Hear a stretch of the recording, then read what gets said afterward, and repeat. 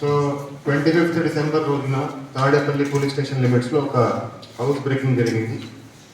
ఆ house breaking మీద crime number 753/25 కింద కేసు నమోదు చేసి ఇన్వెస్టిగేషన్ తీసుకోవడం జరిగింది. సో ఆ కేసులో ముద్దాయిని అరెస్ట్ చేయడం జరిగింది. షేక్ హుసేన్ అలియాస్ బెకర్. అతను ఇప్పుడు తాడేపల్లి నూలకపేటలో ఉంటున్నాడు.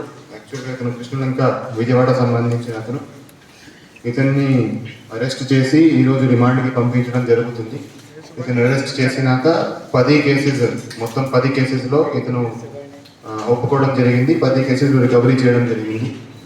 మొత్తం మీద 86 grams gold, 956 grams silver, 4,32,000 cash, మొత్తం రికవర్డ్ ప్రాపర్టీ విలువ 9,11,000 వర్త్ ప్రాపర్టీ ఈరోజు రికవర్ చేసి విక్టిమ్స్కి అప్పగించడం జరుగుతుంది. సో ఇతని మీద ఇంతకుముందు కూడా 9 కేసెస్ రిజిస్టర్ అయి ఉన్నాయి. ఇతని మీద సస్పెక్ట్ షీట్ కూడా ఉంది.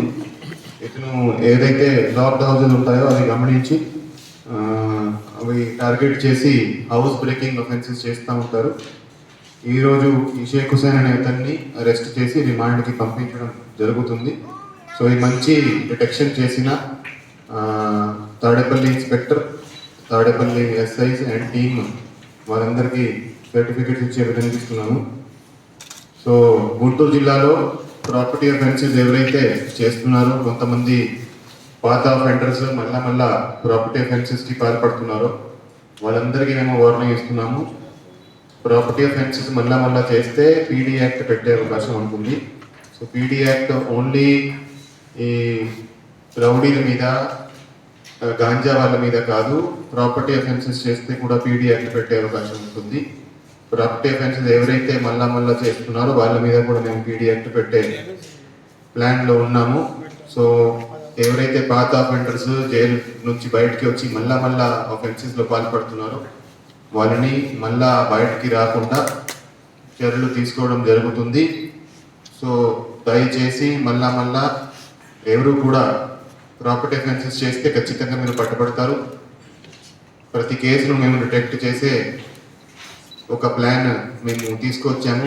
ఖచ్చితంగా డిటెక్ట్ అవుతుంది. వాళ్ళ మీద డిటెక్షన్ అయినాక వాళ్ళ మీద ఓన్లీ సింపుల్ అరెస్ట్ చేసి లోపల పంపించడం కాదు, వాళ్ళని పర్మనెంట్గా పీడీ యాక్ట్ పెట్టి కూడా పంపించడం జరుగుతుంది. సో ఈ మంచి పని చేసిన Tadepalli inspector, DSP Mangalagiri and వాళ్ళ టీంకి అభినందిస్తున్నాను. Thank you.